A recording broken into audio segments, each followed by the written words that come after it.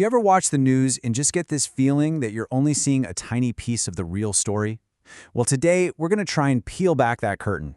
We're going to look at the hidden forces, the power plays that are really driving conflicts around the globe, all based on the ideas in the documentary Hidden Wars.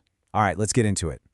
So, you see the headlines every day, right? The protests, the conflicts, the secret missions. But the big question we're asking here is, who is actually calling the shots? Is it the governments we see on TV, or is there something else going on deep in the shadows? That's the puzzle we're going to try to piece together. Okay, so to even start to get our heads around this, you almost have to imagine the world as this giant, complicated game board. And on this board, there's a game being played all the time, a game of power. And believe me, it has its own set of rules that aren't written down anywhere. And the name of that game? It's called geopolitics. Now, that sounds like a fancy word, but at its heart, it's just about the constant competition between countries. They're all trying to get an edge, you know? They're fighting for power, for influence, and for control over the things that make them strong. Let's make that even simpler. Think of it like this. Nations are basically competing for control of really important stuff. It's a global contest where the prizes are things like vital resources, strategic locations on the map, and the power to influence your neighbors. And that competition, well, that's what's behind so many of the headlines we see. And when we say important things, this is exactly what we mean. We're talking about things you can see and touch, like oil, which is literally the fuel that runs the world's economies. We're talking about controlling key trade routes. Think of them as the superhighways of global commerce. And of course, military bases, which let a country project its power thousands of miles from home. If you control these, you're a major player in the game. So if geopolitics is the game, who are the players?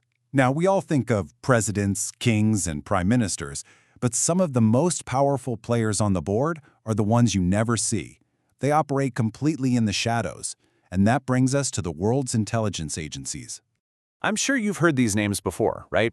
The CIA in the US, Israel's Mossad, MI6 in the UK, Russia's FSB. These are just a few of the big ones. Pretty much every major country has a secret service like this, and their job is to play that game of geopolitics way behind the scenes, far away from any news camera. So what do they actually do? Well, it really boils down to two things. First, their job is to get secret information, to figure out what other countries are thinking and planning.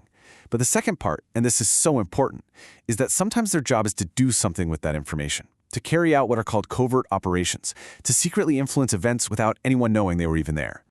So how does that work? How do they actually influence things from the shadows?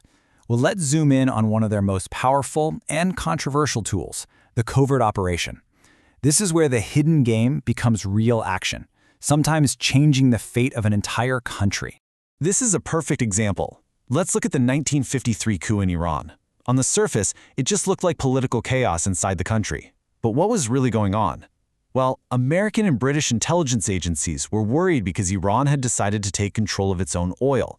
So they hatched a secret plan, a covert op to overthrow the country's elected leader and put a king on the throne who would be friendly to their interests. And it worked.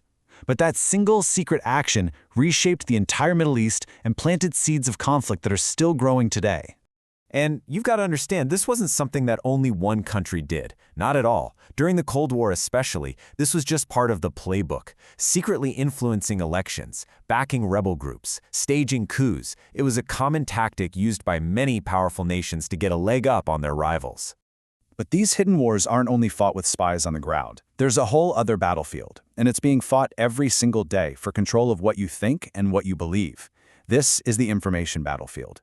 Think about it like this. On one side, you have the official story. That's the clean, simple reason a government gives for doing something. But then on the other side, there's the hidden influence. This is where you see propaganda, misinformation, and all kinds of campaigns designed to shape how the public feels, both at home and in other countries. The goal is to get people on your side, to support your agenda. It's a battle for hearts and minds. So, we've talked about this global game, the secret players, the hidden moves. But it's really easy to get lost in all the strategy and forget the single most important thing, the real-world consequences. What is the actual human price for all this political maneuvering? Just look at this number, over 100 million. According to the UN, that's how many people have been forced from their homes because of war and persecution. That's not just a statistic, that's 100 million lives, 100 million families completely uprooted. It's just staggering. And that's really the bottom line here, isn't it? Behind all the maps and the strategies and the big talk about power, There are just people. Ordinary people, families, kids who get caught in the middle. And they are always, always the ones who suffer the most. This quote really just says it all perfectly. We can analyze the politics forever, but we can't ever forget that these wars, hidden or not, have devastating effects on real human beings all over the world. So that leaves us with one last really big question to think about. If the most important reasons for these wars, the biggest decisions, are made in secret, if the official story isn't the whole story, then how can we ever truly learn from history? How do we stop ourselves from making the same tragic mistakes over and over again?